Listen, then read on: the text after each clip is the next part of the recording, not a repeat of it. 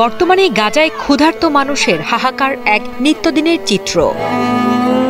ফিলিস্তিনের প্রতিটি ধ্বংসস্তূপের কোণায় শোনা যায় ক্ষুধার্ত শিশুদের কান্না, খালি পাত্র নিয়ে খাবারের জন্য অপেক্ষারত মানুষের দীর্ঘশ্বাস। তবে শেষ পর্যন্ত গাজায় খাদ্য সহায়তা দিতে রাজি হয়েছে যুক্তরাষ্ট্র।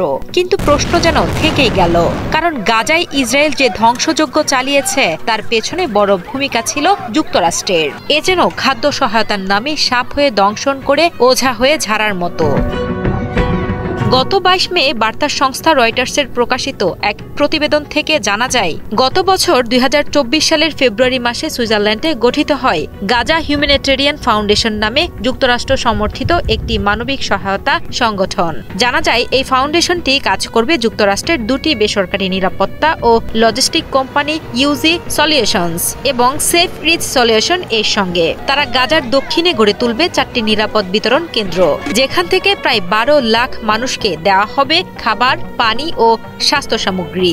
জিএসএফ সংগঠনটি নিজে ত্রাণ বিতরণ করবে না, বরং এই কাজ করা হবে কিছু ত্রাণ সংস্থার মাধ্যমে। ইসরায়েল বলছে তারা এই কর্মযজ্ঞে বাধা দেবে না, তবে ত্রাণ বিতরণেও সরাসরি জড়িত থাকবে না।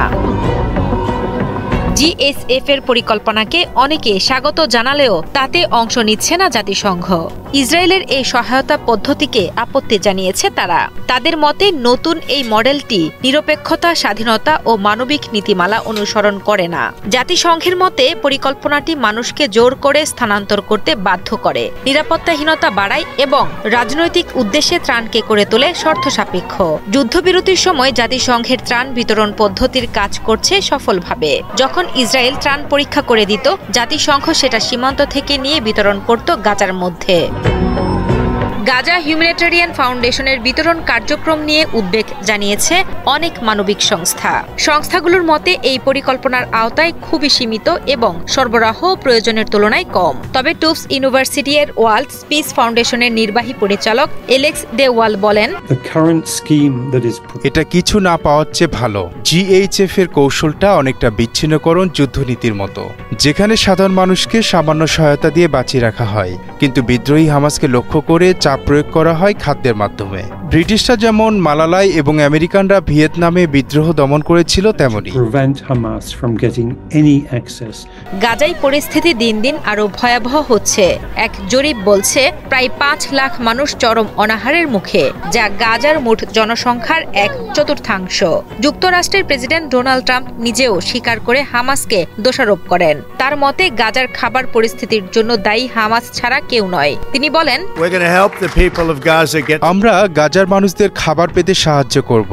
মানুষ সেখানে অনাহারে ভুগছে, আমরা চাই তারা অন্তত কিছু খাবার পাক। আপনি যদি ভালো করে দেখেন তাহলে দেখবেন হামাস সবকিছু নিয়ে নিচ্ছে যা সেখানে পাঠানো হয়। তবুও আমরা গাজার মানুষদের সাহায্য করব, কারণ হামাস তাদের খুব খারাপভাবে ব্যবহার করছে।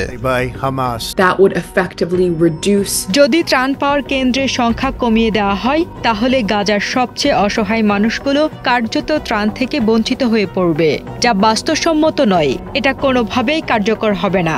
এর পাশাপাশি মানবিক সহায়তা তখনই সত্যিকার অর্থে মানবিক থাকে যখন সেটি রাজনৈতিক বা সামরিক উদ্দেশ্য থেকে পুরোপুরি স্বাধীনভাবে প্রদান করা হয়।